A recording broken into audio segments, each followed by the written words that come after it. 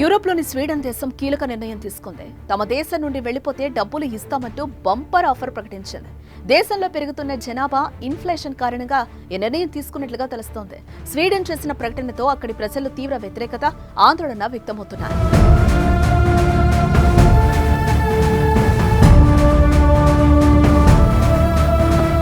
కొన్ని దేశాల్లో రకరకాల చట్టాలు, నిర్ణయాలను అమలు చేస్తూ ఉంటాయి.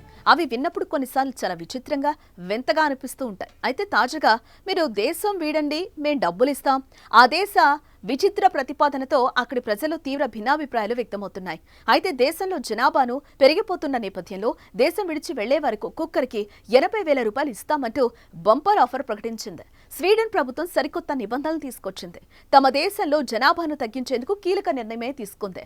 తమ దేశంలోకి వలసదారులను అడ్డుకునేందుకు ఈ విధానాన్ని అనుసరిస్తూ ఉండగా తాజాగా ఇదే విధానాన్ని స్వీడన్లో స్థిరపడిన దేశాలకు చెందిన వారిని కూడా వెనక్కి పంపించేందుకు ప్రయత్నాలు చేస్తోంది. ఈ నేపథ్యంలోనే స్వీడన్ వీడి వెళ్లే వారికి ఆర్థిక ప్రోత్సాహం అందించాలని నిర్ణయించింది.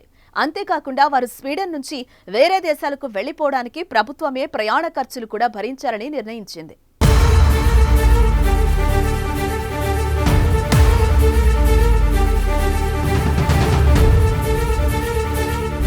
వేరే దేశాల్లో పుట్టి ప్రస్తుతం స్వీడన్లో నివాసం ఉంటున్న పౌరుల పట్ల ఆ దేశ ప్రభుత్వం కఠినంగా వ్యవహరిస్తోంది.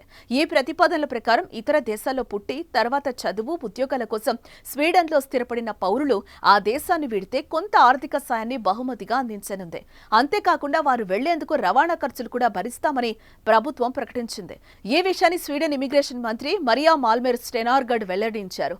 స్వీడన్లో స్థిరపడిన వలసదారులు తమకు తాముగా దేశాన్ని వీడి స్వదేశానికి వెళ్తే 10,000 స్వీడన్ క్రౌన్స్ అంటే మన భారత కరెన్సీలో 80,000 రూపాయలు అందిస్తామని ప్రకటించారు.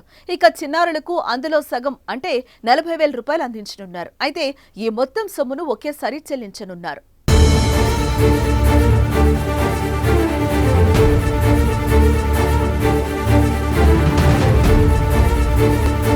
ఇప్పటి వరకు ఈ పథకాన్ని కేవలం స్వీడన్లోకి వలసదారులకే వర్తింపచేస్తూ ఉండగా ఇక నుంచి ఇతర దేశాల్లో పుట్టి స్వీడన్ పాస్పోర్ట్ కలిగిన స్వీడన్ పౌరులకు కూడా వర్తింపచేస్తూ ప్రభుత్వం కొత్త ప్రతిపాదనలు తీసుకొచ్చింది. దీనికోసం ప్రభుత్వం నుంచి ఇచ్చే గ్రాంట్ ని కూడా పెంచుతున్నట్లుగా ప్రకటించింది.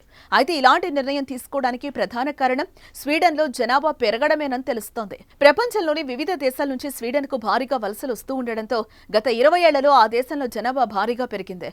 ఈ క్రమంలోనే జనాభా నియంత్రణకు 2015లో వలసలపై ఆంక్షలు పెట్టినప్పటికీ అది పెద్దగా ప్రభావం చూపలేదు.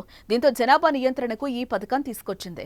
వివిధ దేశాల నుంచి వలస వస్తున్న ప్రజలు స్వీడన్ వాతావరణంలో ఇమడలేకపోతున్నారని, అలాంటి వారికి ఇది మంచి అవకాశమని స్వీడన్ ఇమిగ్రేషన్ మంత్రి మాల్మెర్ వెల్లడించారు. అయితే స్వీడన్ ప్రభుత్వం తీసుకొచ్చిన ఈ ప్రతిపాదనలపై పలువురు తీవ్ర విమర్శలు గుప్పిస్తున్నారు.